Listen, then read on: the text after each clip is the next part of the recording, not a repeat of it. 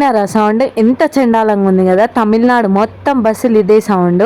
అయితే ఇక్కడ మా అమ్మ మా పెద్దమ్మ కలిసి ఈ పిల్ల డ్రెస్ డోరీని బ్యాగ్ గట్టి వెనుకకి మర్చిపోయిరా ఏంది. మేము అరుణాచలం పోయినాం కదా, అక్కడ నుంచి మళ్ళీ తిరుపతికి వెళ్తున్నాం. ఆ వ్లాగ్ ఇది.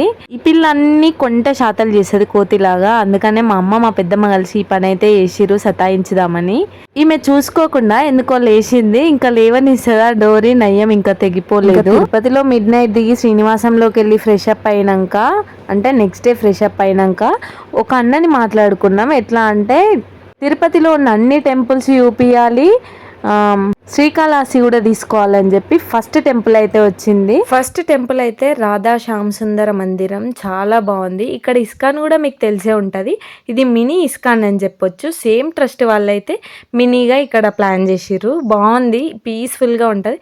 మనం నార్మల్గా కృష్ణ టెంపుల్సే చాలా పీస్ఫుల్గా ఉంటాయి కదా. ఇక్కడ కూడా అందరం స్వామివారిని అయితే దర్శనం చేసుకున్నాం.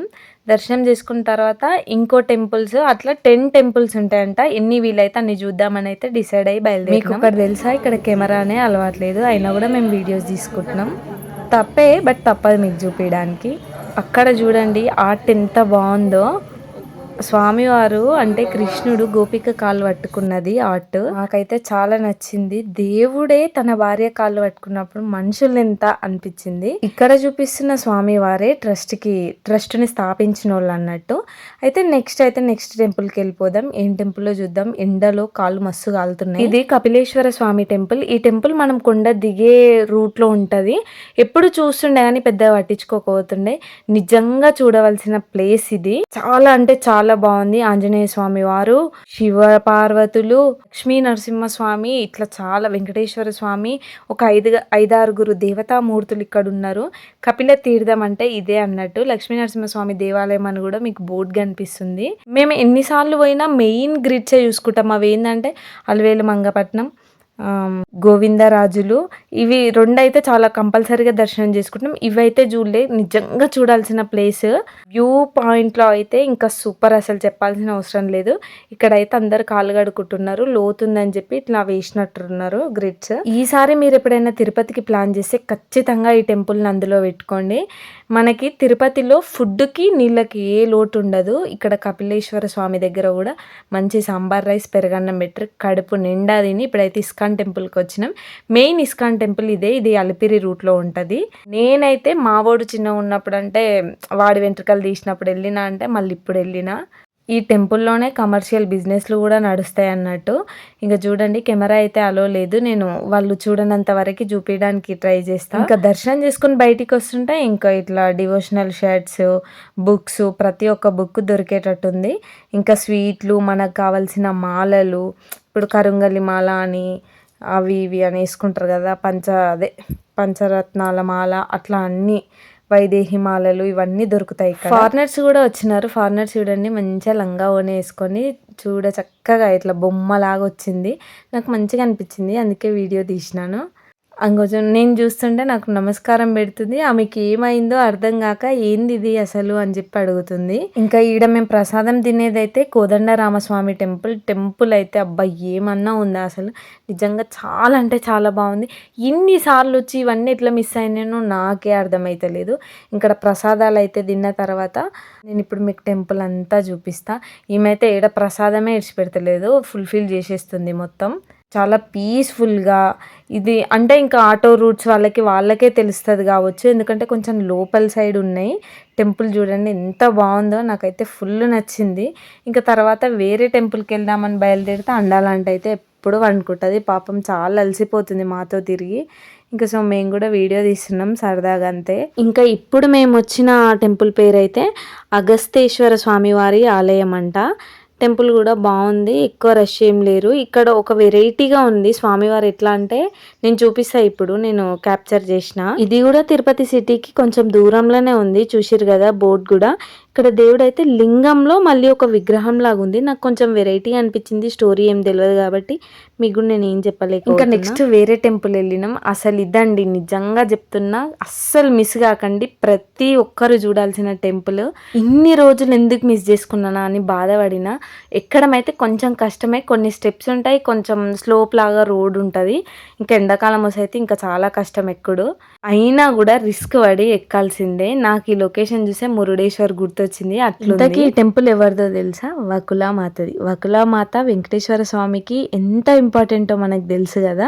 సో ఆయనని దర్శనం చేసుకున్నప్పుడు అమ్మవారిని కూడా ఖచ్చితంగా దర్శనం చేసుకోవాల్సిందే.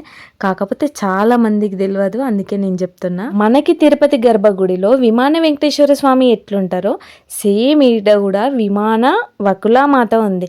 అవును, వెంకటేశ్వర స్వామిని విమాన వెంకటేశ్వర స్వామి అని ఎందుకు అంటారు? స్పెషల్గా ఆ పైన గోపురం పైన అది స్టాచ్యూ ఎందుకు ఉంటుంది? మీకు ఏమైనా తెలిసే కామెంట్ చేయండి, లేదంటే నేనే షార్ట్లో చెప్పేసి. ఇక్కడైతే భక్తి కీర్తనలు వాడుతున్నారు. వీడియో తీసుకోవచ్చా అంటే బ్రహ్మాండంగా తీసుకోవచ్చు అని చెప్పారు. వాయిస్ కూడా చాలా బాగుంది. మంచి మంచి పాటలు పాడుతున్నారు వెంకటేశ్వర స్వామి. మా పెద్దమ్మని ఆంటీ వాళ్ళని ఎండకి తిప్పేసరికి అలసిపోయి పాపం పడుకుంటున్నారు. మాకు కూడా అలసటనే వస్తుంది కానీ తప్పదు. ఇంక ఇక్కడ నుంచి అయితే నెక్స్ట్ టెంపుల్కి వెళ్ళిపోదాం. వాళ్ళందరినీ ముంగల సెట్ చేసి మేము కోతులాగా వెనకైతే కూర్చున్నాం. చాలా దాహం వేస్తుంది. వాటర్కి అస్సలు తీడతలేదు దాహం అని చెప్పి కోకోకోలా కొన్నా నేను. అందరు తలా ఒక డ్రింక్స్ అయితే కొనుక్కున్నారు, తాగుతున్నారు.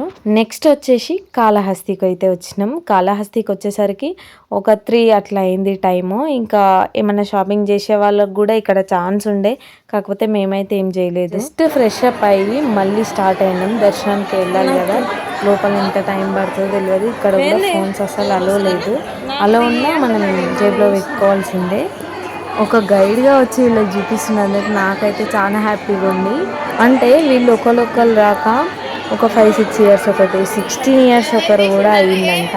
అందుకని చెప్పి ఖచ్చితంగా తిరగాల్సిందే అంటే తిరిగేసినాం. ఇట్లా మేమైతే లాస్ట్ టైం కూడా వచ్చినాము, నాకు రాకుండా పెద్ద ఫరక్ పడుతుంది. ఇంకా లోపలికి ఎంట్రీ అయినాక ఇట్లా కళ్యాణ మండపం అంటారు కదా, ఇట్లున్నది. మళ్ళీ మేము బయటకు వచ్చేసరికి ఫుల్ డెకరేట్ అయ్యింది.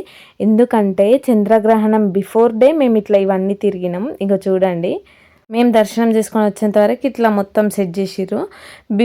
చంద్రగ్రహణం బిఫోర్ డే తిరిగినాం కాబట్టి చంద్రగ్రహణం రోజు అన్ని టెంపుల్స్ క్లోజ్ ఉన్నా శ్రీకాళహస్తి మాత్రం క్లోజ్ ఉండదంట. ఇంకా చాలా మంచి మంచి పూజలు, శాంతి పూజలు, దోషాలు అట్లాంటివన్నీ చేస్తారంట. ఇంకా పైన చూపించేది అయితే కన్నప్పది. ఇంకా అక్కడి నుంచి డైరెక్ట్గా మేము అలివేలు మంగపట్నం అయితే వచ్చేసినాం. అమ్మవారిని దర్శించుకొని అయ్యగారిని దర్శించుకోవాలి, తెలిసిన సంగతే కదా ఇది. ఇంక ఇక్కడ మంచి మంచి రోజ్ పెటల్స్ అవన్నీ చాలా అమ్ముతారు.